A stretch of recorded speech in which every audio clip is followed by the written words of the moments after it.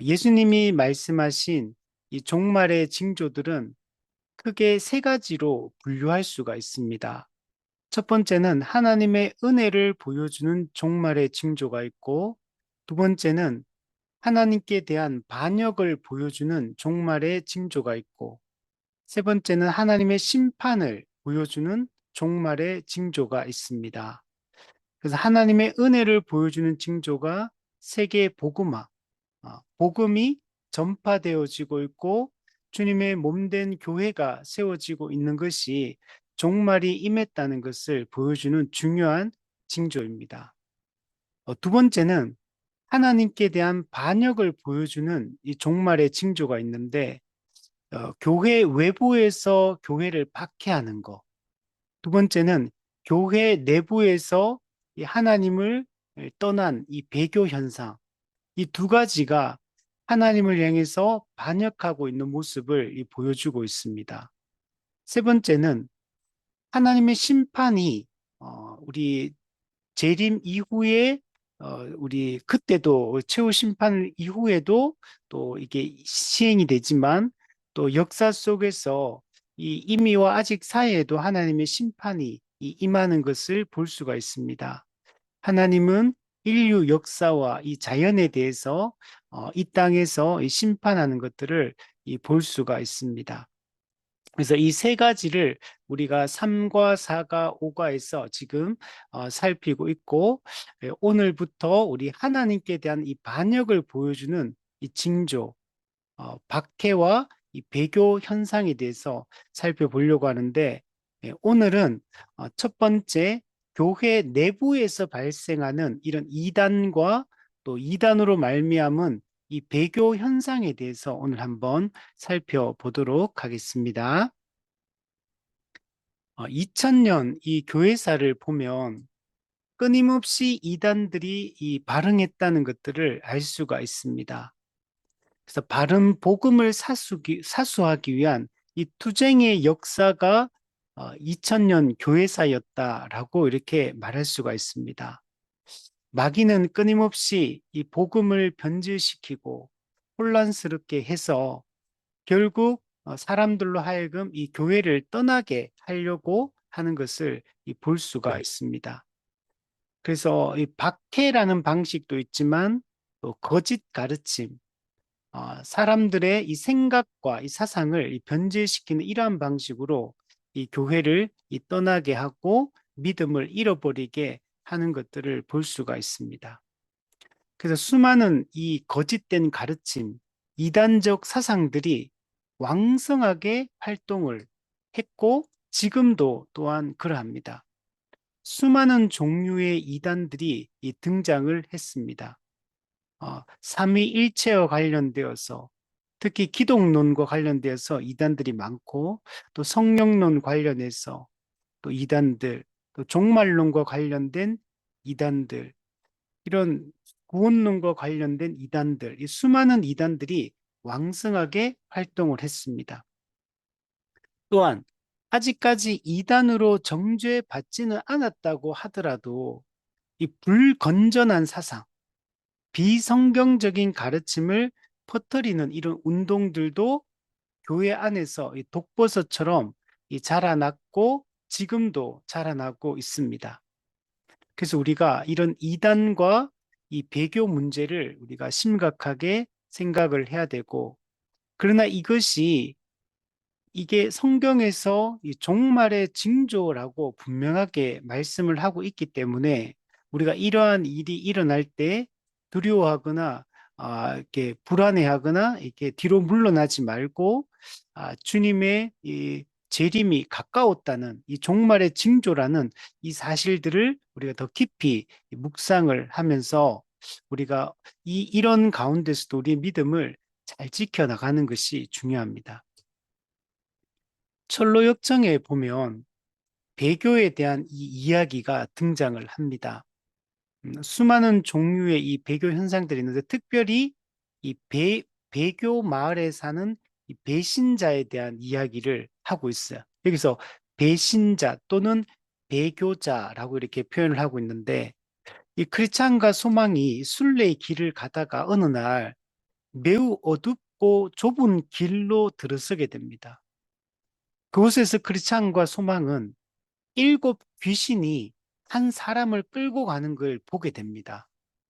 일곱 귀신, 아주 일곱, 칠이라는 완전수가 상징하듯이 아주 강력한 권세로 이 한 사람을 일곱 가닥의 줄로 꽁꽁 묶어가지고 이게 가는데 어디로 가냐면 이 좁은 길에서 약간 벗어나면 뭐가 있냐면 지옥으로 빠지는 문이 있어요. 많은 사람들이 교회 안에 들어와서 천국을 향해 걸어가고 있지만 근데 이 가는 길에는 좁은 길에서 지옥으로 빠지는 문이 있어요. 그래서 많은 사람들이 좁은 길로 가는 듯 했으나 이 지옥으로 빠지는 문으로 들어가서 결국에는 이 지옥에 떨어지는 것을 보게 되거든요. 크리스찬과 소망이 일곱 귀신이 한 사람을 일곱 가닥의 줄로 묶어서 이 지옥으로 끌고 들어가는 것을 보게 됩니다. 이 장면이 얼마나 무서운지 크리스찬과 소망이 벌벌 떨기 시작합니다. 크리스찬과 소망은 자기가 끌려가는 것도 아니에요. 근데 한 영혼이 믿음을 배신해서 지옥으로 이게 끌려 들어가는 모습을 보면서 그 모습이 얼마나 무서운지 벌벌 떨기 시작하는 걸 볼 수 있습니다. 그래서 크리스찬이 이 끌려가는 남자의 얼굴을 이렇게 보게 되었는데 이 사람이 배교 마을에 사는 배신자라는 걸 알게 됩니다. 그리고 이 배신자, 이 배교자의 등에는 뭐라고 적혀 있냐면 바람둥이 고백자, 저주받을 배교자라고 이렇게 이름이 쓰여 있었습니다. 바람둥이 고백자라는 얘기는 신앙 고백은 외적으로 있습니다. 신앙 고백을 외적으로 했지만 바람둥이 고백자, 바람둥이라는 표현이 알 수 있듯이 하나님을 참된 남편이신 하나님을 버리고 우상에게 다른 남자에게 호세아서에 나오는 이렇게 갔던 고멜처럼 이렇게 떠나간 자라는 의미입니다. 겉으로는 하나님을 믿는다라고 신앙 고백을 했지만 실제로는 하나님을 버리고 우상에게 간 자예요. 또 저주받을 배교자라고 이렇게 표현을 하고 있습니다. 이 배교자다. 참된 믿음을 배신한 겁니다. 그렇기 때문에 저주받을 영원한 저주에 처해지게 된 자라는 의미를 담고 있습니다. 그래서 예수님께서도 이 배교가 종말의 징조다. 배교 현상이 마지막 임의와 아직의 이 종말 기간에는 수없이 끊임없이 이 배교 현상이 일어나게 될 것이다 라고 얘기를 하고 있습니다. 그러나 교회 바깥에 있는 사람이 하나님을 믿지 않고 거부하는 것은 그는 배교라고 말하지 않습니다. 처음부터 아예 믿고 신앙 고백 자체가 없기 때문에 그리고 교회에 나오지도 않고 처음부터 하나님을 그냥 거부하고 있기 때문에 그들은 그냥 마땅히 그냥 마귀 성경적으로 보면 마귀의 자식이고 그냥 타락한 그 마귀의 자식으로서 그냥 살고 있는 사람들이에요. 성경에는 그런 사람들이 어마무시하게 많아요. 예수님께서 청했을 때, 혼인잔치에 청했을 때, 그 사람들이 전부 다 사유를 대면서 이런 일 때문에 갈 수 없고, 이런 일 때문에 갈 수 없고, 갈 수 없다, 갈 수 없다. 대부분의 사람들이 거부합니다. 이거는 오늘날 우리가 이 땅에서 살아가면서 복음을 전할 때 맞닥뜨리는 현상입니다. 복음을 전하고 이야기를 해도 구원의 메시지를 전해도 사람들은 여기에 반응하지 않습니다. 다 거부하고 대다수가 거부하죠. 반응하는 아주 소수의 사람들이 있을 뿐입니다. 그리고 실제로 교회 오는 사람은 소수의 사람들이 있죠. 그러나 또 교회 온 사람 중에도 또 어떠냐면 청함을 받은 사람은 많지만 택함을 입은 자는 적어요. 이 청함을 입었다는 얘기는 혼인잔치 안으로 들어온다는 얘기예요. 즉, 교회 안으로 들어온다는 얘기예요. 근데 대다수는 아예 교회 안으로 안 들어옵니다. 그리고 그게 반응해서 교회 안으로 들어왔어도 초청함을 받은 사람은 많지만 실제로 택함을 입은 자는 적어요. 그러니까 교회 안에 들어왔던 사람들 중에서도 또 소수의 사람만이 끝까지 참된 믿음을 지킨다라는 것들을 알 수가 있어. 그래서 예수님께서 말세에 참된 믿음을 보겠느냐. 예, 그렇게 예수님께서 말씀을 했습니다. 이것은 우리 철로역정의 이 장면들을 보아도 동일하게 그런 모습을 볼 수가 있어요. 수많은 사람들이 어, 교회 안으로 들어오지만 철로역정에 나오는 거의 그 대다수가 다 배교하고 다 떠나고 결국은 다 지옥으로 빠지는 이 샛길로 다 들어가는 것을 볼 수가 있습니다. 그래서 이런 이단과 이 배교 현상은 예수님이 말씀하신 종말의 징조 중에 아주 중요한 부분이라고 할 수 있습니다. 예수님은 예루살렘에 이제 들어오셔서 입성하셔서 이제, 이제 십자가를 지시려고 합니다. 그래서 십자가를 지시기 전에 감람산에서 아주 중요한 설교를 합니다. 이게 마태복음 24장에 이게 나오는데 여기 보면 예수님께서 종말에 출현할 이 거짓 그리스도, 거짓 선지자, 거짓 교사에 대해서 이 경고하고 있는 내용들을 볼 수가 있습니다. 마태복음 24장 4절 5절에 보면 너희가 사람의 미혹을 받지 않도록 주의하라. 많은 사람들이 미혹할 거라는 거. 많은 사람들이 와서 미혹을 할 텐데 그 미혹에 넘어가지 않도록 주의할 것을 말씀하고 있어요. 많은 사람이 내 이름으로 와서 나는 그리스도라 하여 많은 사람을 미혹하리라. 자신을 그리스도, 자신을 정말 이 메시아라고 주장하는 수많은 사람들이 일어나게 될 것을 예언하고 있습니다. 그 실제로 예수님 당시에도 예수님 그 오시기 전에도 구약에 예언된 메시아가 메시아라고 자신을 이렇게 주장했던 예수님 이전에도 있었고 예수님 이후에도 이런 사람들이 계속 나타났던 것들을 볼 수가 있고 그는 오늘날까지도 마찬가지입니다. 또한 마태복음 24장 11절 거짓 선지자가 많이 일어나 많은 사람을 미혹하겠으며 거짓 그리스도도 오지만 거짓 선지자들이 일어나게 됩니다. 그래서 많은 사람을 미혹할 것이고 많은 사람이 그 미혹에 넘어가게 될 것을 말씀을 하고 있습니다. 23절에서 24절에도 보면 그때 사람이 너희에게 말하되 보라 그리스도가 여기 있다 혹은 저기 있다 하여도 믿지 말라. 네. 이 종말의 특징이에요. 많은 사람들이 그리스도가 여기 있다. 이분이 그리스도다. 이분이 그리스도다. 아니다. 저분이 그리스도다.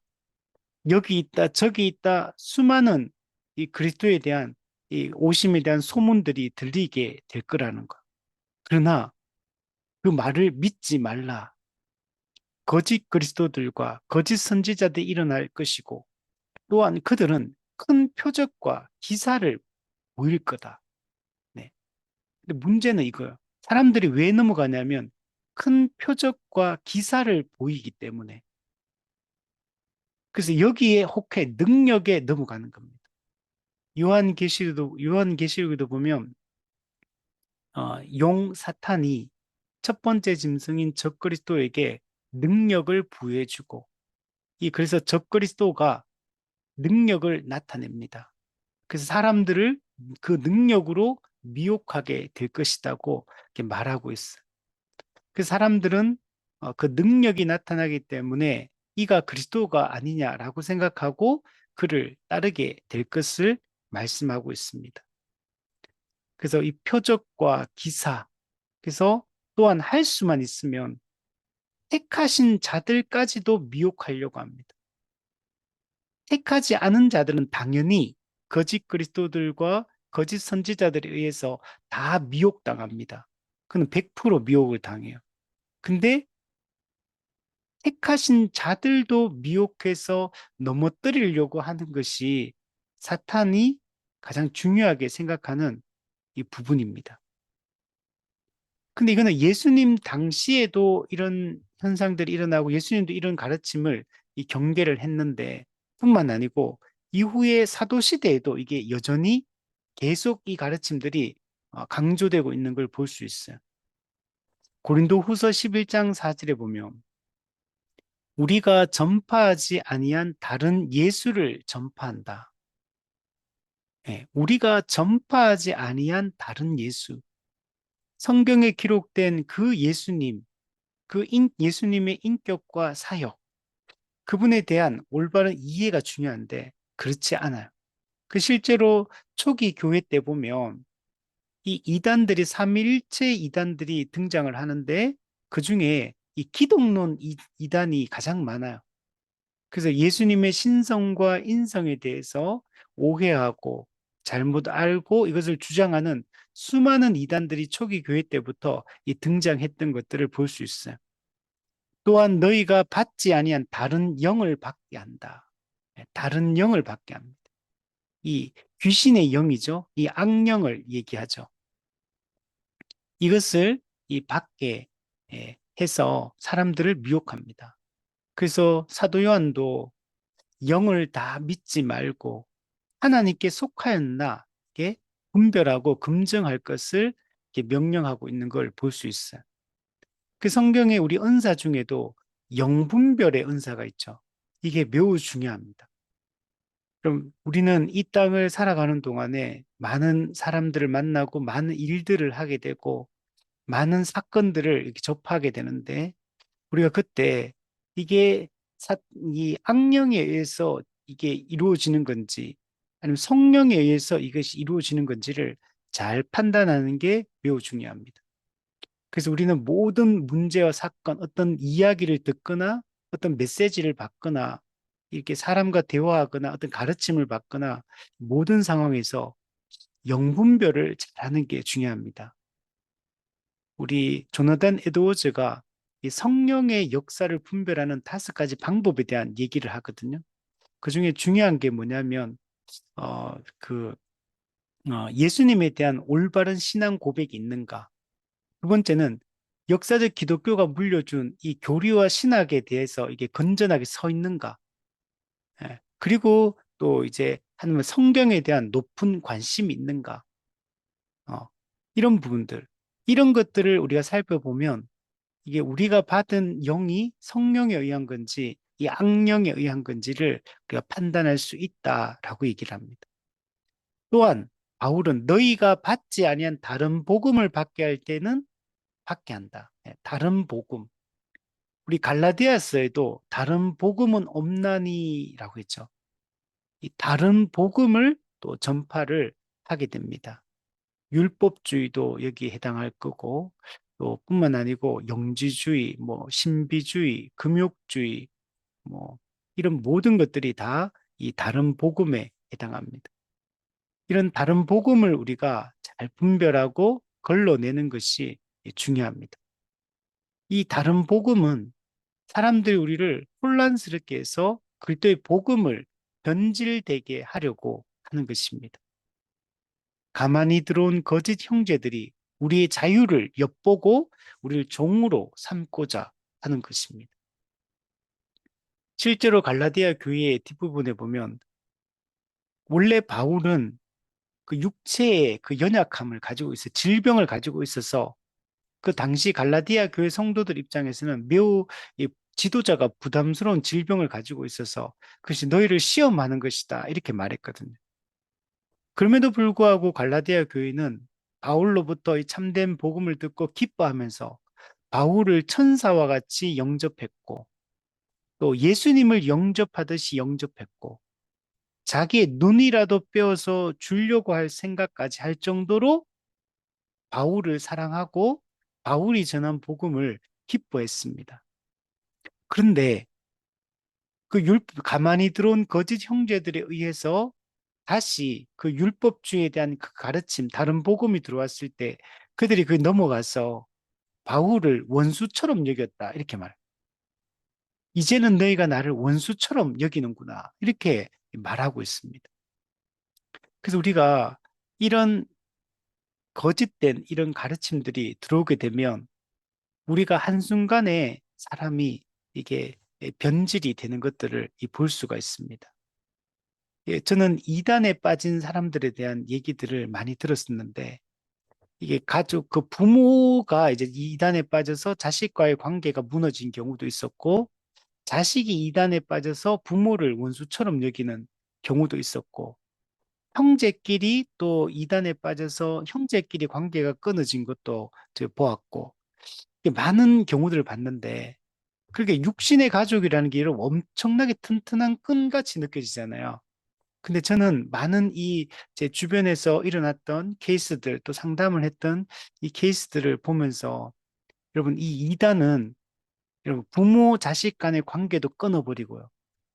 부부 간에도 이단에 빠져가지고 관계가 끊어져 버리고 형제끼리도 이 이단에 빠지면 관계가 끊어져 버려요. 우리가 천륜까지도 이렇게 끊어버리는구나. 이게 이단이 문제가 이게 얼마나 이게 무서운 건지 몰라요. 그래서 이런 가르침들에 한번 빠지면 사람이 완전히 사람이 돌변해 버리는 것들을 보게 되고 완전히 돌변해서 그 관계가 다 끊어지고 그 회복이 정말 얼마나 어려운지 몰라요. 제가 들었던 한 케이스는 이단에 빠져서 어떻게 해가지고 이단의 상담소까지 데리고 가서 그래서 상담도 받고 이게 다 했는데 그래서 빠져나오기는 빠져나왔는데 빠져나온 이후에도 이게 쉽지 않다. 여전히 거기서 듣고 했던 많은 것들, 그래서 그 이후에도 교회에 잘 적응을 하지 일반 교회에 이제 적응을 못하는 이런 문제들이 계속되고 있다는 것들을 제 얘기를 들었습니다. 그만큼 우리가 이런 것들을 경계를 해야 됩니다. 데살로니가 후서 2장에도 보면 우리가 너희에게 구하는 것은 우리 주 예수님의 강림하심과 우리가 그 앞에 모임에 관하여 예수님의 재림과 우리가 영원한 천국에 들어가게 되는데 그런데 너희가 영으로나 어떤 자기가 하나님부터 계시를 받아 주장하는 어떤 주장, 그 말로나 나는 하나님을 특별한 말씀을 받았다고 주장하는 거, 또 우리에게서 받았다는 편지, 바울이 보냈다고 하면서 꾸며서 만들어낸 가짜 편지, 이걸 통해 가지고 주님의 날이 이르렀다고 쉽게 마음이 흔들리거나 두려워하거나 하지 말아야 된다. 누가 어떻게 하여도 미혹되지 말라. 먼저 배교하는 일이 있고 또 불법의 사람 곧 멸망의 아들이 나타나기 전에는 그 날이 이르지 아니하리니 예, 배교 현상이 반드시 먼저 있다는 것. 예수님의 재림 전에 배교 현상이 반드시 있고 불법의 사람 멸망의 아들 즉 적그리스도가 나타나 활동하는 이 일들이 있고 난 이후에 주님의 이 강림하심이 있고 하나님 나라의 완성이 이루어질 것을 말씀을 하고 있어요. 근데 많은 사람들이 어떤 것에 의해서 그 거짓된 가르침에 서 쉽게 마음이 흔들리고 두려워하고 미혹되고 이런 일들이 지금도 버젓이 일어나고 있다는 것. 우리가 튼튼하게 믿음을 굳건하게 세우지 않고 올바른 교리와 신학으로 올바른 성경의 이 십자가 복음으로 무장돼 있지 않으면 여러분 이 외부적인 이런 이상한 가르침들이 들어오면 생각보다 이 면역력이 약해요. 우리가 이걸 잘 지켜내고 나는 절대로 그런 것에 빠지지 않을 거라는 이런 이 자만을 버려야 됩니다. 저는 이단과 지난번에 한번 얘기했잖아요. 제 자전거 탈 때 그 하나님의 교회 사람 그 남자 어른하고 만나서 한 시간 정도 얘기했던 것 같아요. 그때 얘기하면서 제가 그때 히브리스 연구를 그때 성경 연구를 다 끝낸 상태였는데 그 사람이 제 자전거 타다가 우연히 만나가지고 앉아서 이제 얘기를 하다 보니까 이 사람이 자기도 교회 다닌다 하길래 그래서 막 얘기를 하는데 그 사람이 히브리스 얘기를 막 하더라고 자기가 먼저. 그래서 저도 뭐 히브리스 연구 막 다 끝내고 그때 해가지고 히브리스 본문에서 잘 알고 있었거든요. 근데 하는데 처음에는 한 10분 정도 들을 때는 아무런 이상함을 못 느꼈어요. 이 사람이 평신도라 그러는데, 히브리서에 대해서 이렇게 잘 아는구나. 히브리서에 대해서 상당히 많이 아는구나. 제가 그렇게 오히려 감탄을 했거든요. 그한 10분 정도 지나고 나서부터 이게 약간 이상해 들어보니까. 그 제가 가만히 듣다 보니까 하나님의 교회더라고. 그래서 제가 물어봤어요, 지금. 그 교회를 먼저 물어봤거든요. 교회를 물어보니까 어느 교회 다닌다 얘기를 안 해요. 보통은 자기 교회 다니면 자기 어느 교회 다닌다 얘기를 하는데 그 얘기를 안 하더라고. 제가 그래서 이상하다. 그래서 듣다 보니까 이상해가지고. 그래서 그 하나님의 교회죠. 하나님의 교회 다니지. 제가 물어보니까 처음에는 아니라고 하더라고. 그런데 제가 계속 물어봤거든. 제가 들어보니까 하나님의 교회 같다. 얘기하니까 나중에는 맞다고 얘기하더라고. 제가 그 한 경우하고 신천지에 대해서 미국에서 어떤 그 신천지 교육장 했던 신현욱 소장이 했던 그 강의 다섯 번 강의했던데 한 시간에 두 시간씩 했던 강의를 그 10시간 강의. 그걸 제가 예전에 듣고 신천지에 대해서 쉽게 생각하면 안 되겠다. 그, 그 신천지 교리를 어떻게 보면 약간 좀 정리했던 교육장이었던 분이 나중에 깨닫고 돌아와서 지금은 이제 목회자가 되어서 이단 상담소를 서울 쪽에서 운영하고 있는데 이분이 강의했던 다섯 편의 설교를 듣고 제가 그때 느낀 거는 우리가 이단이라고 해서 가볍게 얘기하면 안 된다. 이들이 아무런 그런 논리도 없고 성경에 대한 물은 뭐 지식도 없고 이런 사람이라고 생각하면 안 된다. 상당히 꼼꼼하고 상당히 이게 자세하게 이 교리를 설명하는구나. 제가 생각했던 것보다 훨씬 더 깊이 있게 이야기를 하려고 하는구나. 물론 이제 알고 나서 들어보면 틀린 얘기지만 그냥 성경에 꼼꼼하게 어떤 부분들을 해석해서 이야기를 해요. 제가 들으면서 그분은 이게 신천지가 가르치는 걸 반박하면서 해줬기 때문에 이해가 쉬운 거지. 만약에 그걸 그냥 그들이 와가지고 그런 식으로 설명하면 사람들 제가 볼 때는 이거 못 알아듣는다. 이거 넘어간다. 제가 넘어간다가 거의 훨씬 강하게 느껴졌어요. 그런 식으로 가르치면 이거 분별해내기 힘들다. 저는 그 생각이 엄청 강하게 제가 그때부터 이단에 대해서 생각을 할 때, 그 전까지는 허접한 내용이라고 생각을 하고, 누가 거기 넘어가겠느냐라고 생각했지만, 제가 그, 그 강의를 듣고 그때부터 신천지도 많이 이제 강의도 듣고 이렇게 하면서 이단들이 생각보다 훨씬 상당히 논리적이고 체계적인 그 교육의 과정들을 가지고 있다는 걸 제가 보고 또 그들이 하는 책들도 이렇게 이제 반박했던 책들도 이렇게 보면서 우리가 쉽게 나는 그런데 안 넘어갈 거라고 자만해서는 절대 안 된다. 항상 경계하고 누구든지 미혹될 수 있다. 누구든지 넘어갈 수 있다. 그래서 항상 경계해야 된다는 생각들을 제가 많이 했습니다. 우리 스크루테이프 편지 보면 사탄이 얼마나 교묘하고 얼마나 영리한 존재인지 몰라요. 마귀가 절대로 허술하게 이렇게 접근하는 게 아니라는 걸 생각을 해야 됩니다.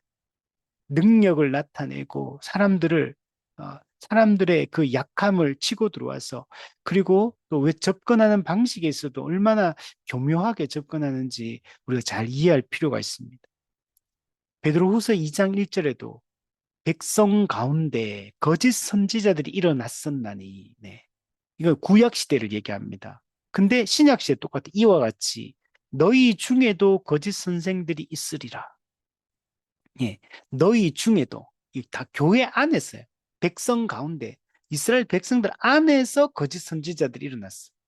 그리고 구약에 거짓 선지자들이 일어났을 때 사람들이 분별을 못했어요. 거짓 선지자들의 그 미혹에 그 왕정 시대 보면 계속 넘어집니다.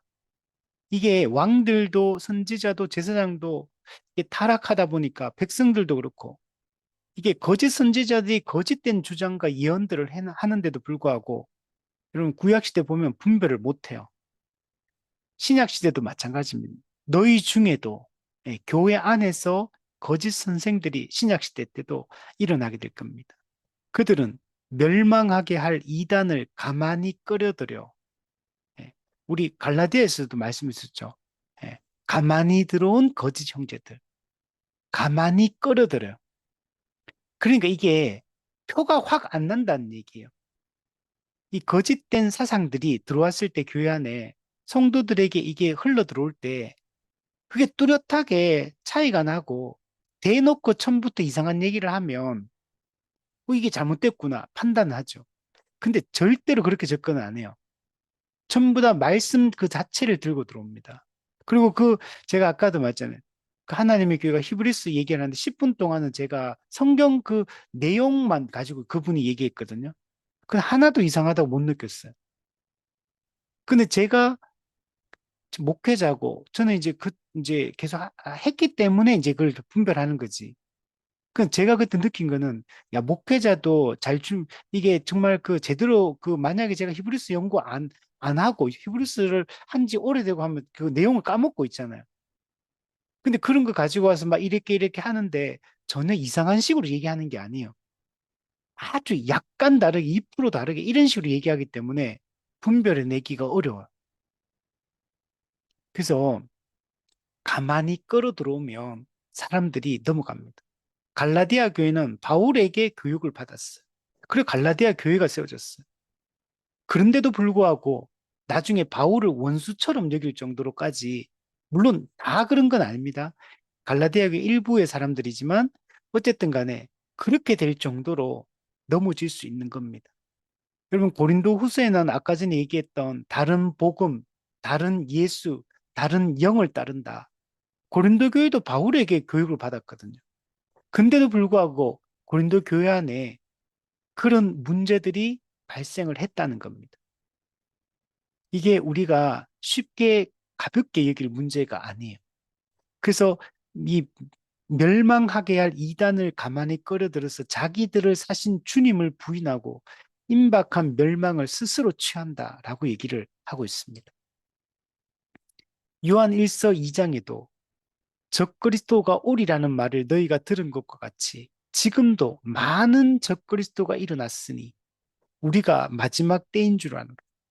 근데 이미 그 1세기부터 많은 적그리스도가 일어나서 복음을 부정하고 십자가 사역을 감당하신 그리스도를 부정하고 그리스도의 성육신을 부정하고 이런 사람들이 많이 나왔대요. 요한 2서에도 보면 미혹하는 자가 세상에 많이 나왔나니 많이 나왔어. 요한 1서 4장에도 보면 많은 거짓 선지자가 세상에 나왔습니다. 네. 여러분, 우리가 눈을 뜨고 딱 보면 세상은 딱 두 개의 흐름으로 흘러가는 겁니다. 세상에는 수많은 복잡한 문제들이 있는 것 같고, 수많은 길이 있는 것 같고, 같지만 딱 두 가지밖에 없어요. 그리스도를 따르는 이 좁은 길과 이 세상과 마귀를 따르는 넓은 길, 딱 두 종류의 길밖에 없어요. 하나님이 이끄시는 길이 있고, 마귀가 이끌고 있는 그 길, 두 가지 길밖에 없습니다. 우리는 여기서 많은 사람들이 여기에 미혹당하고 이 속이려고 하는 수많은 사람들이 가득하다는 걸 항상 정신을 차리고 깨어있지 않으면 넘어지게 됩니다. 우리 철로역정에 보면 크리스찬과 이 소망과 믿음이 길을 가는데 크리스찬은 오래된 나이 많은 연륜 많은 그리스도인이 돼요. 그런데도 넘어져요. 그런데도 순간순간 넘어져요. 그러니까 초신자가 넘어지는 게 아니고 초신자는 더 많이 넘어지고 오랫동안 이 복음을 붙들고 이 길을 걸어와서 이제는 마지막, 마지막 이제 육체적 죽음만 남겨놓은 이 상황에서조차도 그렇게 오랜 동안 하나님 은혜를 경험하며 이 길로 달려왔던 사람조차도 또 넘어지고 중간중간에 또 넘어져요. 크리스찬과 소망이 가다 아첨쟁이를만 아첨쟁이 이 거짓된 가르침으로 미혹하는 자들이거든요. 근데 아첨쟁이가 어떻게 묘사되냐면 살갗은 검지만 겉에는 길고 아주 긴 옷을 입고 있어요. 정체를 숨기고 있는 겁니다. 살갗은 검어요. 이건 악한 자예요. 그런데 겉에는 아주 아주 눈부시게 하얀 옷을 입고 있어. 눈부시게. 근데 그게 옷이 길어. 그 온몸을 감싸고 있어. 그러니까 그 아첨쟁이를 탁 만나면 너무 아름답고 이 진리를 알고 있는 사람 같고 그런 사람 같아요. 근데 크리스찬과 소망이 그 전까지 잘 걸어왔거든요. 오다가 여러분 길이 좁은 길이 있는데 원래 걸어가던 좁은 길이 있었어. 근데 옆에 보면 약간 벗어나서 또 하나의 길이 있어요. 두 개의 길을 보니까 똑같은 길 같아. 그 오다 보니까 딱 두 개의 길이 딱 방향이 딱 나눠지는데 어디로 갈지 몰라가지고 크리스찬과 소망이 우왕좌왕합니다. 이 길이 맞나? 이 길이 맞나? 사실은 그 전에 목사가 길 안내도, 천국까지 가는 길 안내도 내비게이션을 줬어, 이미. 품속에 지도를 가지고 있어. 그러면 그 이 길로 가는 게 맞는지 저 길로 가는 게 맞는지 그때 헷갈려가지고 우왕좌왕하고 있을 때, 머뭇머뭇하고 있을 때 주머니에 있는 길 안내도를 빼서 어느 길이 천국 가는 길인지를 딱 보면 금방 알 수 있는 거예요. 지도가 딱 있기 때문에. 그런데 영적으로 부주의하잖아요. 그래서 거기서 어떻게 되냐면 그런 상황에 딱 혼란스러워하고 있는 그때 이 아첨쟁이가 찾아와요. 살갗은 검지만 긴 흰옷을 입고 있는 와가지고 내가 너에게 길을 알려주겠다. 내가 너에게 행복하고 진리를 찾아가는 그 길을 알려주겠다. 라고 말 나를 따라와라. 그러니까 크리스찬과 소망이 따라가 버려요. 따라가면 안 되잖아요. 길 안내도를 꺼내 봤으면 1차적으로 첫 번째 길 안내 봤으면 이런 문제 안 생겼고 두 번째 그런 사람 왔을 때 이 사람의 정체를 빨리 파악했어야 돼. 영분별. 근데 분별을 못 해. 따라가요. 따라가다가 가다 보면 처음에는 같은 길로 쭉 갔는데 조금 있으니까 길이 획기게 도는 거야, 이렇게. 돌아가지고 결국에는 정반대로 가, 길이. 그러면 그때라도 어떻게 됩니까? 잘못 가고 있구나 싶으면 빨리 돌이켜야 돼. 모든 걸 내려놓고 빨리 원상태로 돌이켜야 돼. 근데 그렇지 않은 거 소망 어떤지 아십니까? 이까지 왔는데도 불구하고 잘못되게 돌아간다는 걸 알고 반대 방향으로 가는 길이란 걸 아는데도 불구하고 또 못 돌이켜요. 그냥 그 길로 가다가 어떻게 되는지 아세요? 그물에 붙잡혀버려요. 여러분, 심각하죠? 우리 생각에는, 아니, 주머니에 길 안내도 있는 거, 그거 꺼내보면 금방 알 수 있는데 왜 그거 안 했을까? 여러분, 말씀과 성령의 인도함을 받을 때면 그래. 길 안내도가 상징하는 거는 진리의 성령께서 말씀으로 우리 인도하는 걸 얘기하거든요. 근데 말씀이 충만하게 있지 않으면 성령의 인도함에 민감하지 않으면 길 안내도를 꺼내볼 생각 자체를 못해요. 두 번째, 잘못된 길로 가다가 반대 방향으로 간다는 거 알았으면 그때라도 돌이켜야 돼. 근데 여러분, 그때도 사람이 어리석게도 안 돌이킵니다. 그래서 그 길로 가가 결국은 그물에 잡혀가지고 죽을 위기를 만나요. 근데 그때 성령께서 성령님께 찾아오셔가지고 이 크리스찬과 소망에게 풀어주진 않아요. 와가 그물에 잡혀가지고 막 고통스러워하는데 풀어주진 않고 너는 누구냐? 어디에서 왔느냐? 니는 왜 여기 있느냐? 이런 질문을 계속 던져요. 그걸 통해 가지고 자기 잘못을 깨닫게 하는 거. 깨달을 때까지 질문을 던져요. 그리고 나서 성령님이 끈을 풀어줍니다. 풀어주고 나서 이제 뭐 한 줄 아세요? 근데 성령님의 손에 뭐가 채찍이 들려 있어요. 그래서 그 사람들을 해가지고 어떻게 하는지 아세요? 엎드려 뻗치게 해가지고 성령님이 채찍질을 하십니다. 이건 뭐냐면 하나님의 징계를 상징해. 징계. 잘못된 길로 갔을 때 하나님은 채찍으로 때립니다. 징계를 합니다. 사랑하는 자들을 징계하는. 그래서, 그래서 그 큰 그 아픔을, 징계를, 책망을 듣고 나서 다시 돌이켜서 이제 돌아가는 이 장면이 나와요. 우리가 거짓에 빠지면 우리 생각에는 빨리 분별할 수 있을 것 같지만 분별을 못해요. 말씀이 평상시에 말씀 가운데 충만하게 거하지 않으면 그냥 내가 옛날에 알고 있던 크리스찬은 여러분 매일 성경 읽는 사람이었거든요. 그런데도 어떤 영적으로 조금 부주의했거든요. 영적으로 조금 부주의하고 소망도 이름대로 천국에 대한 소망이 가득한 사람이에요. 근데 영적으로 조금 부주의하는 그 순간에 마귀는 치고 들어와 버리는 거예요. 그러면 영분별을 못 해요. 그래서 넘어지고 잘못된 길로 가면 돌이킬 것 같지만 사람들은 어리석어서 한 번 죄에 빠지고 그 영적 결함에 빠지고 부주의에 빠지면요. 그걸 자기 스스로의 힘으로 그걸 벗겨내지를 못해요.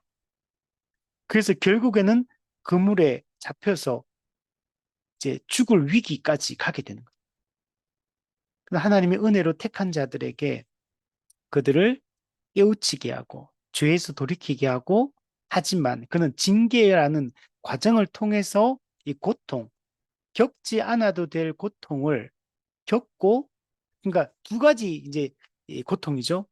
잘못된 길로 감으로 말미암아 당한 죄를 지음으로 말미암아 당하는 고통이 있고 또 하나님의 징계라는 방식을 통해서 또 채찍질하는 고통. 그걸 통해서 이제 그때 돌이키게 여러분 되는 걸 볼 수가 있습니다. 그래서 우리는 이런 거짓된 가르침과 이 배교를 우리가 항상 경계를 해야 됩니다. 요한계시록에도 이런 이단과 배교에 대한 경고가 나옵니다. 계시록 2장에 보면 버가모 교 소아시아 7교회 중에 버가모 교회와 이 두아디라 교회가 이런 이단적 가르침, 거짓된 가르침 때문에 당하는 고통을 보여줘요. 버가모 교회 같은 경우는 발람의 교훈을 지킨다. 예. 구약에 보면 발람, 발락 사건이 나오는데 그때 뭐 이들이 발람의 교훈을 지키는 자들은 이들 이스라엘 자손을 걸림돌을 놓아 우상의 제물을 먹게 하였고 행음하게 했다. 예. 우상의 제물을 먹는 건데 직접적인 우상 숭배를 얘기하고 행음하는 것은 모압 여인들과 행음하게 만들었거든요. 근데 이거는 모압 신들과 영적인 행음을 이게 상징하고 있습니다. 이걸 이 발람의 교훈을 니골라당의 교훈이다 이렇게 봐요. 그래서 이런 이 거짓 가르침의 문제 발생했고 여기에 넘어지는 걸 볼 수 있고 루아디라 같은 교회 같은 경우도 자칭 선지자라 하는 여자 이세벨을 내가 용납함이니 그가 내 종들을 가르쳐 꿰어 행음하게 하고 우상의 제물을 먹게 한다. 여기도 동일하게 이단의 문제가 발생하는 것들을 볼 수 있어요. 계시록 16장에도 보면 개구리 같은 새 더러운 영이 용의 입과 짐승의 입과 거짓 선지자의 입에서 나온다. 네. 용의 입, 사탄, 용, 짐승, 첫 번째 짐승 적그리스도, 두 번째 짐승 거짓 선지자. 악의 삼위일체가 말세 종말에 이 활동한다는 걸 보여주고 있습니다. 그래서 지금 사탄이 적그리스도에게 권세를 주어서 자기의 권세와 능력을 주어서 이 적그리스도의 통치를 이 땅에 시행하게 하고 그리고 그는 또 적그리스도는 자신의 능력을 거짓 선지자에게 주어서 표적과 기사로 사람들을 미혹하고 거짓된 가르침으로 사람들을 미혹해서 무너뜨린다고 말하고 있습니다. 자, 이걸 정리해 보면 그러면 사탄은 하나님과 이 세상 문화를 겸하여 섬기도록 미혹을 합니다. 하나님을 섬기면서도 이 세상 풍조를 따라가도 괜찮다고 미혹합니다. 즉 한마디로 사탄은 혼합주의 정책을 쓰고 있는 겁니다. 그냥 배교라는 거는 교회 안에 있는 사람들이잖아요. 교회 바깥에 있는 사람은 어차피 마귀의 이미 그 백성이기 때문에 그들에 대해서는 따로 무슨 게 필요가 없어요. 그건 이미 마귀 소속이고 이미 영원한 죽음에 처해질 자들이고 하기 때문에. 근데 교회 안에 있는 사람들 어떤 식으로 하냐면 교회를 완전히 떠나도록 하는 방식이 아니고 물론 그렇게도 하지만 섞어버리는 거, 혼합해버리는 거. 하나님을 섬기면서도 우상을, 세상 문화를, 재물을 겸하여 섬기도록 하는 이런 방식으로 사람들을 미혹합니다. 구약 시대 때부터 이 혼합주의 문제는 항상 이 문제가 됩니다. 구약 시대 뭐 출애굽 광야 시대에도 보면 음란이 그 땅의 이방신들을 따르며 그리고 나를 버리고 그들과 언약을 맺음으로 하나님의 언약을 어긴다. 예, 혼합주의. 사사시대에도 너희가 나를 버리고 다른 신들을 섬긴다. 왕정시대. 이 백성이 나를 버리고 다른 신에게 분향하며 그들의 손의 모든 행위로 나를 경노하게 하였다.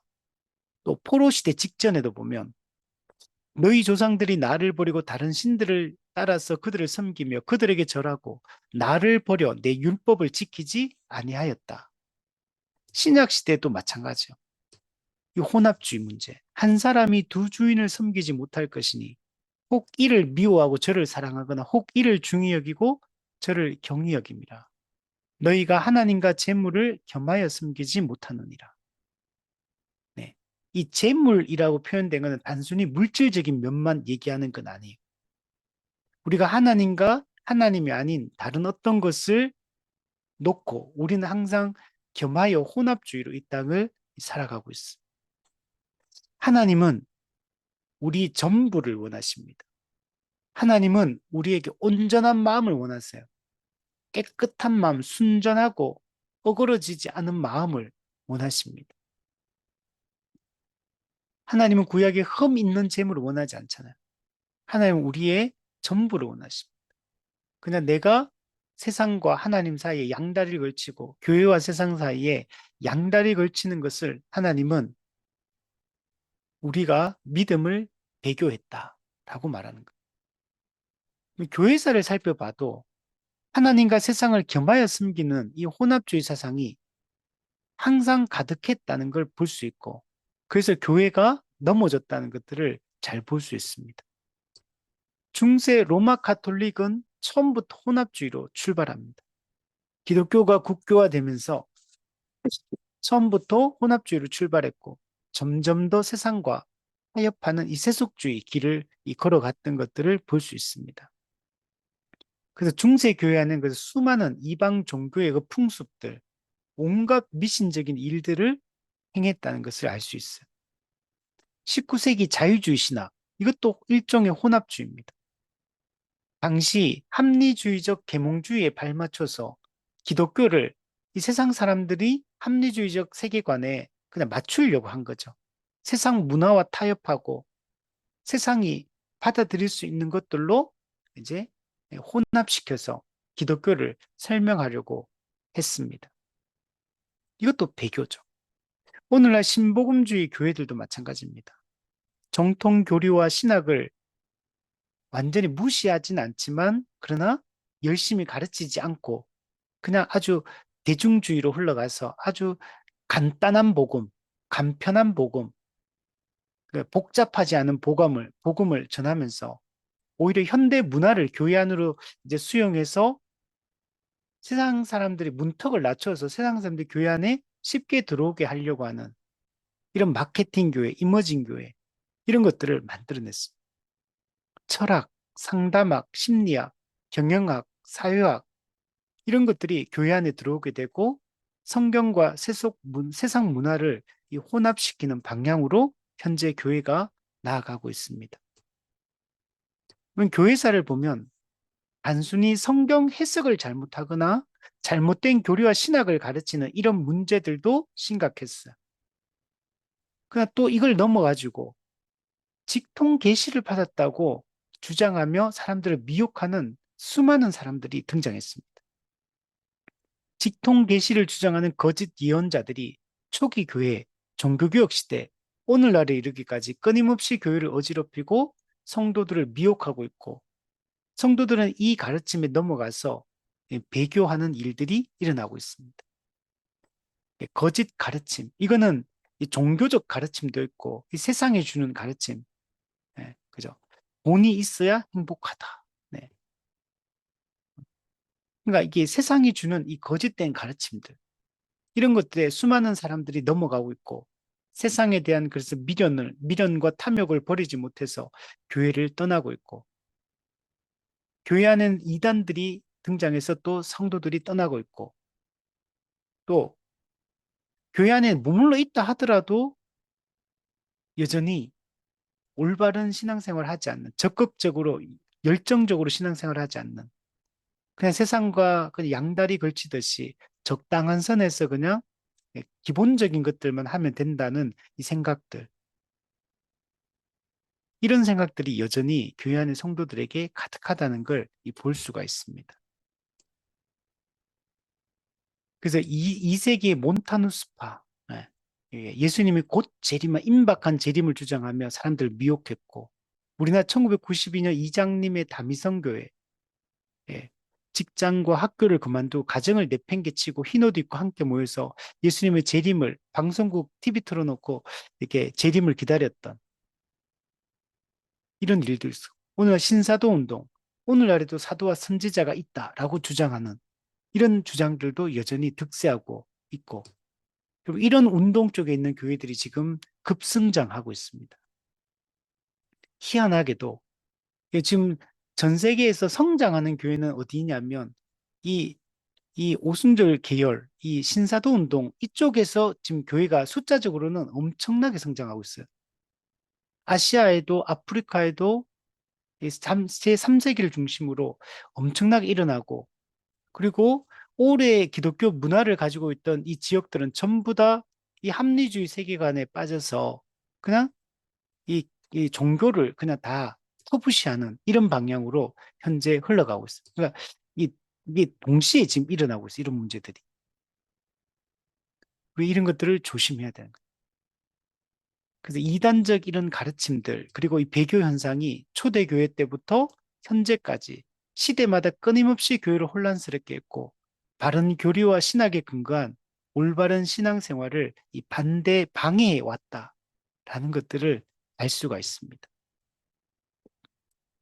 그래서 제가 한번 그 정리를, 그 책에 있는 내용을 중심으로 한번 정리를 해봤습니다. 초대교회 때부터 지금까지 어떤 거짓된 이 가르침들이 교회를 무너뜨려 왔고 사람들을 배교하게 만들고 또 세상으로 돌아가게 했는가를 한번 정리를 해보면, 초대 교회사에 나타난 이단, AD 100년부터 한 600년까지 한 500, 총 500년 정도의 기간이죠. 초기 교회 때. 이때 나타난 이단들이 많은데, 에비온파라는 게 있었습니다. 이것도 초기 기독교 이제 분파 중에 하나였는데, 여기서는 예수님의 신성을 부정하고, 예수님의 또 동정녀 탄생을 거부하고, 모세 율법을 준수할 걸 강조하고, 또 사도 바울을 거부하고, 이러면서 약간 유대교적인 이런 전통을 강하게 유지하려고 했던 이런 이단들이 있었습니다. 영지주의, 영육이원론, 이 고대 헬레니즘 시대에 유대교, 기독교, 플라톤 철학, 동양 종교, 이런 여러 사상이 혼합되어 만들어진 게 이 영지주의 사상입니다. 우원은 특별한 지식, 영적 지식, 이 그노시스라고 하는데, 이 특별한 이 지식을 가진 사람만 구원받는다. 이런 식으로 가르치는 사람들이 있었습니다. 역동적 단일신론, 성부 하나님만이 참된 군주다. 그리고 예수님이나 성령님은 참된 하나님이 아니라고 보는 거죠. 예수님은 인간으로 태어났는데 세례받을 때 하나님의 능력이 임했고, 그래서 하나님의 양자로 선택이 되어서 신성을 부여받았다. 그때부터 이렇게 주장합니다. 양태론적 단일신론, 성부 성자 성령이 독립된 세 위격이 아니고 그냥 세 위격, 삼위가 아니고 그냥 한 분이다. 이렇게 이제 강조하는. 그 하나님이 만일신인데 그 한 신이 세 가지 형태로 나타난다. 세 가지 양태, 세 가지 역할을 수행하고 있다. 이런 식으로 주장하는 게 양태론적 삼일체. 또 마르키온, 이것도 이원론에 기반하고 있는데 구약의 하나님과 신약의 하나님을 분리합니다. 그리고 율법은 전부 다 부정합니다. 거부합니다. 또 마니교, 3세기 페르시아의 마니에 의해서 창시된 종교인데 이것도 기독교, 조로아스터교, 불교 이런 종교를 혼합해가지고 극단적인 이원론 사상을 주장했던 이 마니교, 유티케스파 이것도 예수님이 성육신 이후에 신성과 인성이 혼합되었다. 그래서 이제는 예수님은 하나의 본성을 가지게 되었다. 이제 이렇게 주장하는 거예요. 원래는 예수님은 신성만 있었는데 인성을 취하여 신성과 인성이 결합했어. 근데 신성과 인성은 전환되지도 않고 혼합되지도 않고 분리되지도 않고 그러나 항상 구분되지만 결합되어 있는 이게 신성과 인성이에요. 양성을 가지고 있는데 근데 이게 지금 섞였다. 한성이 되었다. 이런 식으로 주장하는 게 유티케스파, 아리안파, 아리안주의. 예수님은 피조물이다. 최고의 피조물이다. 성부 하나님만이 참되고 영원한 하나님이고 성자 예수님은 성부 하나님에게 종속되어 있는 존재다. 이게 아리안주의. 아폴리나리우스주의. 이거는 예수님의 인성은 불완전하다. 예수님은 인간의 몸과 영혼을 완전하게 가지고 있다. 완전한 인간이다. 이걸 부정해요. 인성이 불완전하다고 보는 겁니다. 성육신은 인정해요. 근데 성육신은 인정을 하는데 인간의 본성은 아폴리나리우스가 보기에는 육체가 있고 동물적 영혼이 있고 또 이성적 정신이 있다. 그런데 예수님은 성육신 한 거는 맞는데 인간의 세 개의 본성 중에 육체, 동물적 영혼, 요거는 가졌다. 그러나 세 번째, 이성적 정신은 없다. 이성을 가진 이런 존재를 안 보는 거, 인간의. 그래서 이런 거. 또 네스토리우스파. 이거는 중국에 넘어온 경교라고 불리는 게 이 네스토리우스파인데 이 그리스도 안에는 완전한 신성과 완전한 인성 두 개의 본성이 존재합니다. 아까 얘기했듯이 예수님 원래 신성만 있어요. 예수님은 신격의 신성 이렇게 존재했어요. 그런데 예수님이 인성을 취하여 신성과 인성이 결합해서 존재합니다. 근데 예수님의 그 신격에 이게 붙어 있어요. 신성과 인성이 결합이 돼 있거든요. 그런데 이 네스토리우스는 신성과 인성 두 개의 본성이 두 개의 독립된 인격으로 존재한다. 이렇게 보는 거. 두 개의 인격. 그러면 이건 이중인격인 거죠. 예수님은 하나의 인격에 두 개의 본성을 가지고 있다. 이렇게 설명하고 있는데 성경은. 근데 이거는 신성의 인격, 인성의 인격이 따로 있다. 두 개의 인격으로 분리돼 있다. 이런 식으로 또 주장하는 게 이 네스토리우스파의 이 잘못된 주장이에요. 자, 이런 것들이 있었고 중세 교회사에 나타난 이단은 로마 카톨릭 그 자체입니다. 뿐만 아니고 다른 이단들도 있지만 로마 카톨릭 교회 자체가 성경을 심각하게 왜곡했고 사람들을 진리의 복음을 이렇게 복음을 떠나게 만들었던 그 장본인이 로마 카톨릭이죠. 자, 그리고 종교개혁 시대에도 이후에도 이단들이 나타납니다. 이신론, 신이 우주를 창조는 했지만 이 세상사에 개입은 하지 않는다. 이신론. 그래서 어떤 종교적 신앙보다는 자연 법칙, 인간의 이성을 통해서 하나님, 신을 이해하려고 했던 이신론. 이런 게 있고 또 소시누스파. 이건 삼위일체를 부정하는 이 이단인데 삼위일체 교리는 성경에 이런 건 없다. 그러니까 삼위일체는 틀린 거다.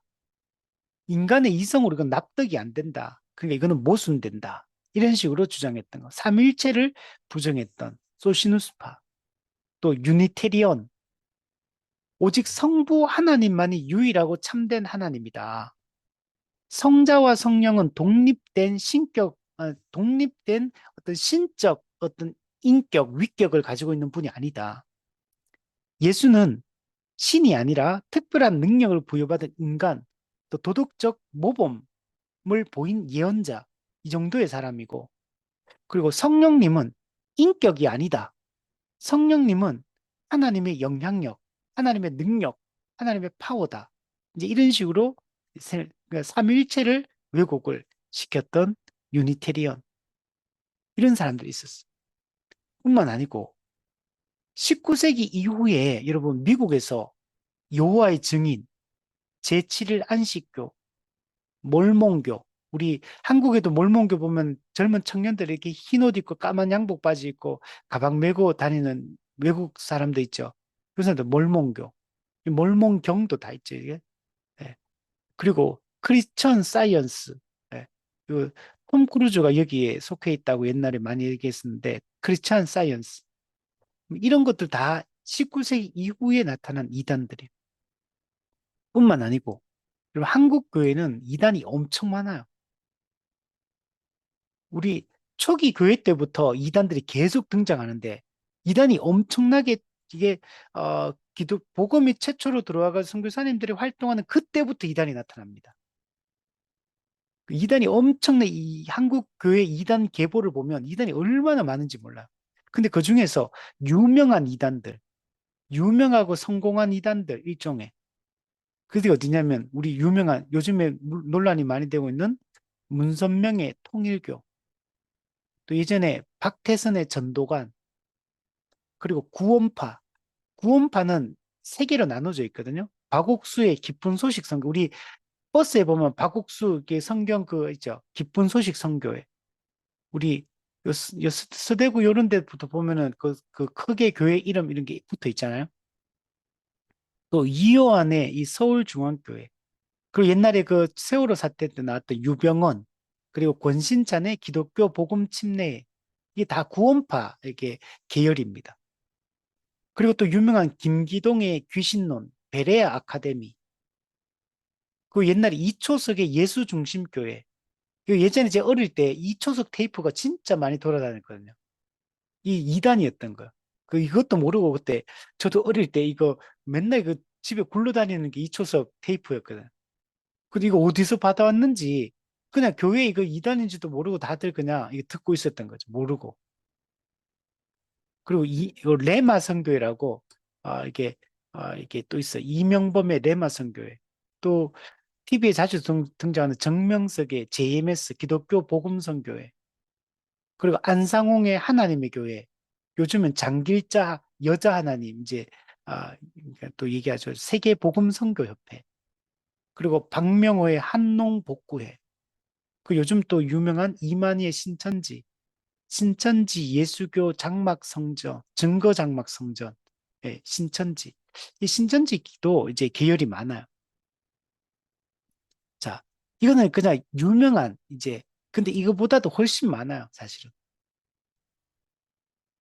자, 이와 같이 수많은 이런 거짓된 가르침, 이단들의 역사로 말미암아 항상 이런 이 존재들이 거짓 가르침을 하는 거짓 선지자, 거짓 교사들이 거짓 그리스도가 역사 속에 많이 일어날 걸 성경은 예수님께서 사도들이 예언했고 그것이 실질적으로 그 교회사 전체를 살펴보면 항상 그러했다는 것들을 알 수가 있습니다.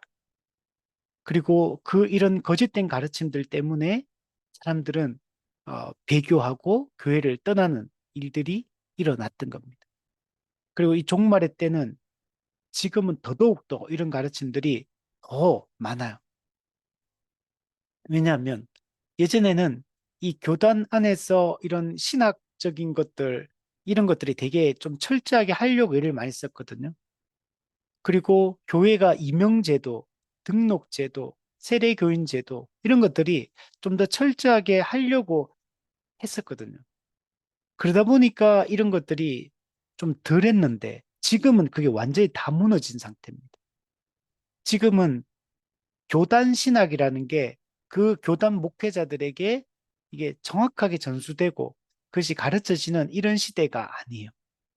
모든 정보가 오픈되어 있기 때문에 어디서나 다른 어떤 신학적 어떤 것들을 들을 수 있고 또 책이 너무 출판이 잘 돼 있어서 이런 모든 거짓된 이단들의 이런 사상들도 쉽게 다 접할 수 있는 또 유튜브나 이런 것들 방송을 통해서 너무 쉽게 접할 수 있는 이런 시대에 우리가 진입을 해 있습니다. 그래서 지금은 스스로 깨어있지 않고 주의를 기울이지 않으면 언제든지 넘어질 수 있는 이런 시대를 우리가 살고 있음을 기억을 해야 됩니다. 여러분, 이런 이단들이나 대놓고 이단 이런 것들은 우리가 경계라도 하죠. 더 심각한 거는 교회 안에 있는 이 불건전한 사상을 가진 사람들, 이런 가르침들, 이런 것들 주의해야 되고, 또 이 불건전한 사상에 또 우리가 빠져 있지 않다 하더라도 영적인 게으름, 영적인 부주의함, 영적인 무감각함, 그냥 요 정도로 그냥 신앙생활 하면 되지 뭐, 이 정도로 살면 되지 뭐, 이런 생각들, 우리 이런 생각들과 여러분 싸워야 됩니다. 그래서 우리가 참된 복음 위에 굳게 서서 정말 우리 전로역정을 살펴보면 우리가 조금이라도 부주의하고 경계하지 않으면 얼마나 쉽게 마귀가 우리를 넘어뜨리는 요소들이 얼마나 많고 우리를 정말 이 변질되게 하고 일시적으로 믿음을 잃어버리게 하는 요소들이 많은지 몰라요. 우리가 거기에 그만 늘 끌려다니게 됩니다. 올바른 복음으로 바른 신학과 바른 교리, 또 바른 십자가 복음에 우리가 근거해서 이렇게 무장돼 있지 않으면 여러분 마귀는 바보가 아닙니다. 마귀는 교묘하고 영리하고 우리의 약점이 무엇인지도 알고 어떻게 하면 무기력하게 살게 하는지 마귀는 다 알고 있습니다. 그리고 그렇게 우리를 공격해 들어올 거예요. 전력장을 보면 조금의 부주의도 마귀는 놓치질 않아요. 근데 문제는 사람들이 내가 그렇게 넘어졌을 때 내가 넘어졌다는 사실이라도 알기만 해도 다행이에요. 문제는 내가 넘어져 있고 처참하게 이렇게 무너져 있는 상태인데도 무너져 있다는 사실 자체를 인지를 못하는 게 진짜 심각한 문제입니다. 그래서 마귀에게 완전히 밥으로 휘둘리고 있는데도 내가 마귀에게 휘둘리고 있다는 사실 자체를 모르고 있고 내가 세상 풍조에 빠져 있는데도 불구하고 세상 풍조에 빠져 있다는 사실 자체를 인지하지 못하는 그 영적 상태, 그게 진짜 위험한 거예요. 여러분, 그렇게 되면 우리 아까 봤듯이 성령께서 우리를 채찍질, 징계를 하실 것입니다. 그리고 그 징계가 없이는 빠져나오기가 어려워요. 여러분, 이게, 우리가 잘못된 길로 들었을 때 내가 스스로 깨닫고 딱 돌이키면 제일 좋고, 근데 성도들의 다른 사람들의 조언을 통해, 설교를 통해, 양육을 통해서 책을 읽으면 기도하면서 스스로 이렇게 아니면 또는 조언을 통해서 권면을 통해서 빠져나오면 다행이고, 이제 그렇지 않으면 결국에는 이 징계의 방식 외에는 돌이키게 할 수 없어요. 그래서 하나님이 마지막 순간에는 어, 사생자가 아니라 사랑하는 자녀이기 때문에 결국에는 이 채찍질이라는 이 방식을 사용해서 깨닫게 하고 돌이키게 하는 것들을 볼 수가 있습니다. 그러나 그 과정은 매우 고통스러운 과정이고 매우 큰 아픔을 내가 감내해야 되기 때문에 우리가 불필요한 그런 고통을 우리 인생 가운데 겪지 않고 우리가 올바른 길에 딱 서 있으면, 올바른 길로 가고 있으면 그때 가장 안전하게 걸어갈 수 있고 불필요한 고통을, 고난을 자초하지 않고 우리가 바른 길을 걸어갈 수 있어요. 그래서 우리가 정로에 서서 이 좁은 길에 정로에 서서 곧은 길로 좌우로 치우치지 말고 말씀을 붙들고 우리 나아갈 수 있었으면 좋겠습니다. 결론을 내리면 교회 안에서 발생하는 이런 이단과 이 배교는 예수님이 재림할 때까지 끊이지 않고 계속 일어나게 될 겁니다. 그래서 우리는 성도들이 이런 거짓된 가르침에 빠지거나 배교하지 않도록 바른 교리와 신학을 적극적으로 가르치고 우리가 특히 이 성경 자체를 우리가 적극적으로 가르치고 연구하는 게 필요합니다. 그리고 이 가르침에 근거해서 우리는 초월적인 삶, 기독교 윤리를 실천하는 삶을 우리가 살아가는 게 중요하고, 이전 또한 이런 교회 안에서 발생하는 이런 거짓된 가르침들을 항상 경계심을 늦추지 말고 우리가 작은 이 경계를 놓치게 되면 마귀는 우리는 그 교묘한 틈을 비집고 들어와서 우리의 마음을 넘어지게 하고 우리의 삶을 무너뜨린다는 사실을 우리가 잊지 않았으면 좋겠습니다. 정신을 차리고 근신하여 기도하라는 그 말씀을 우리가 기억하며